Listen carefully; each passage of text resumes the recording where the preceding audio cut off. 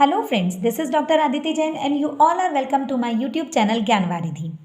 आज हम contemporary India and education के एक टॉपिक को डिस्कस यहाँ पर करेंगे जिसका नाम है इंडियन यूनिवर्सिटीज़ कमीशन, जो 1902 में आया था। 1902 में 1902 में नहीं, सन 1899 में लॉर्ड कर्जन जो थे वो भारत के वाइसरॉय बनकर भारत में आए। ये बहुत ही विद्वान थे, साथ ही चिंतनशील भी थे और शैक्षिक कार्यों में इनकी बहुत ज़्यादा रुचि भी थी।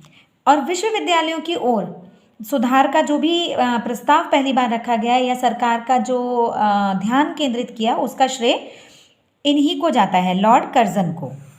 ठीक है। 27 जनवरी 1902 में लॉर्ड कर्जन ने भारतीय विश्वविद्यालय आयोग की नियुक्ति की। देन उनके अकॉर्डिंग आदर्श विश्वविद्यालय जो हैं उनके दो ही कार्य होने चाहिए। पहला है ज्ञान का प्रचार प्रसार करना और विद्या को प्रोत्साहित करने का स्थान होना चाहिए जो विश्वविद्यालय है।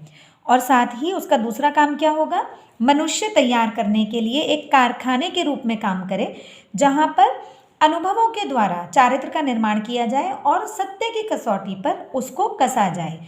यूं ही ये नहीं कह देना है कि हाँ हमने तैयार कर दिए हैं लोग और अब ये अच्छे से क्वालिफाइड हैं, ये जॉब करने के लिए हमारे यहाँ से बिल्कुल परफेक्ट होके निकले हैं। तो ऐसा कहा गया कि सिर्फ ऐसे लोगों को तैयार ही नहीं करना है बल्कि उनकी जांच भी करनी है जो पूर्णतः सत्य हो। लॉर्ड कर्जन द्वारा नियुक्त भारतीय विश्वविद्यालय जो आयोग था 1902 का, उसने अपने कुछ सुझाव दिए और वो सुझाव इस तरह थे कि नए विश्वविद्यालयों की स्थापना अभी ना की जाए और उसकी अपेक्षा क्या किया जाए कि जो पूर्व स्थापित विश्वविद्यालय हैं उनके पुनर्गठन की आवश्यकता पर बल दिया। उन्होंने कहा कि नए विश्वविद्यालयों को अभी नहीं बनाना है, जो पुराने हैं उन्हीं को व्यवस्थित रूप से चलाने के ऊपर उनका बल था। देन तत्कालीन विश्वविद्यालयों में शिक्षण की व्यवस्था की जाए जो पहले नहीं थी। जो विश्वविद्यालय थे वो सिर्फ परीक्षाओं को डिसाइड करते थे, परीक्षाएं कैसे होंगी, क्या होगा, और जो छात्रों की डिग्रीज थी उनको बांटना उनका काम था। लेकिन अब क्या कहा जाने लगा कि वो शिक्षण की व्यवस्था भी देखें। साथ में विद्यार्थियों की अवस्था को ध्यान में रखकर छात्रवृत्तियों की व्यवस्था भी की जाए, ये सुझाव भी दिया गया। और कॉलेजों की को मान्यता प्रदान करने की जो शर्तें हैं उन्हें और कठोर बना दिया जाए, जिससे यह ऐसे ही कोई भी कॉलेज आकर एक एफिलिएशन ना ले पाए। यदि एफिलिएशन चाहिए तो उसके लिए कुछ नियम हैं जिनका पालन कॉलेज को करना होगा, तो वो जो शर्तें हैं वो और ज़्यादा कठोर बना दी जाएं। देन प्रत्येक कॉलेज का प्रबंध एक संगठित समिति द्वारा किया जाए। पहले कोई प्रबंध समिति नहीं होती थी, तो उन्होंने कहा कि एक प्रबंध समिति बनाई जाए और उसी के अंडर में ये जो कॉलेजेस हैं ये काम करें।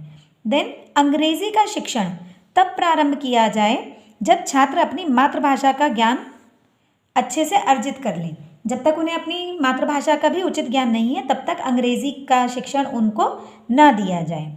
देन कॉलेजों में पर्याप्त अध्यापक, विद्यालय भवन, छात्रावास, पुस्तकालय, प्रयोगशाला आदि हों और उन कॉलेजों का समय पर निरीक्षण किया जाए।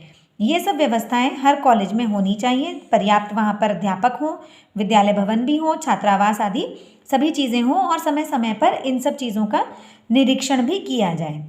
नेक्स्ट पॉइंट जो कहा वो था विश्वविद्यालयों के प्रशासन में भी सुधार किया जाए, क्योंकि कोई एक प्रॉपर सिस्टम होना चाहिए और एडमिनिस्ट्रेशन प्रॉपरली चलना चाहिए, जो नहीं चल रहा था, तो उसमें भी सुधार का प्रस्ताव दिया गया। और साथ में ये भी कहा गया कि सीनेट के जो सदस्य हैं उनकी संख्या को कम भी किया जाए और साथ में निश्चित भी किया जाए कि इतनी ही होगी, मतलब अगर 10 है तो 10 ही होगी, उसको बढ़ाना या घटाना संभव नहीं होना चाहिए।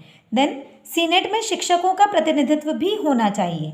जो बाहर से आए हुए लोग हैं वो वहाँ की व्यवस्थाओं को ठीक से शायद नहीं समझ पाएंगे, तो ऐसी अवस्था में शिक्षक जो हैं उनको भी वहाँ पर प्रतिनिधित्व करने का अवसर मिलना चाहिए।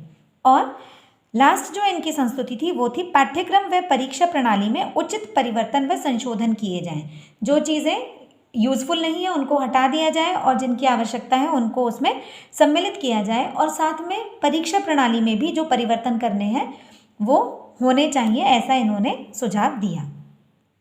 अब हम चलते हैं भारतीय विश्वविद्यालय आयोग के मूल्यांकन की ओर। आयोग ने जो सुझाव दिए थे उनका उद्देश्य मात्र ये था कि जो भारतीय विश्वविद्यालय हैं उनको लंदन विश्वविद्यालय के आदर्श पर संगठित किया जाए, जो कि भारतीयों को सही नहीं लगा।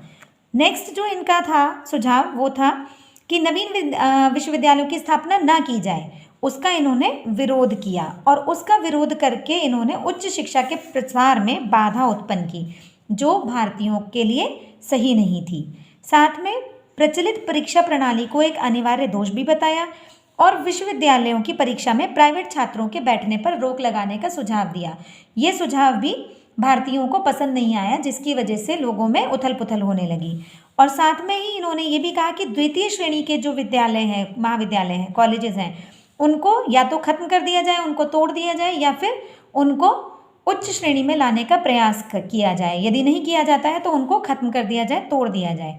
और इन सब सुझावों का परिणाम क्या हुआ कि जगह जगह पर प्रदर्शन होने लगे, परंतु कर्जन जो थे, लॉर्ड कर्जन, उनकी सरकार ने भारतीयों की किसी भी इच्छा की या उनके प्रदर्शन की कोई परवाह नहीं की और 21 मार्च 1904 को भारतीय विश्वविद्यालय अधिनियम को पारित कर दिया। होप आपको ये सब समझ में आया होगा। मेरी वीडियोज़ अगर आपको पसंद आती हैं तो उनको लाइक, सब्सक्राइब और शेयर ज़रूर कीजिएगा। धन्यवाद।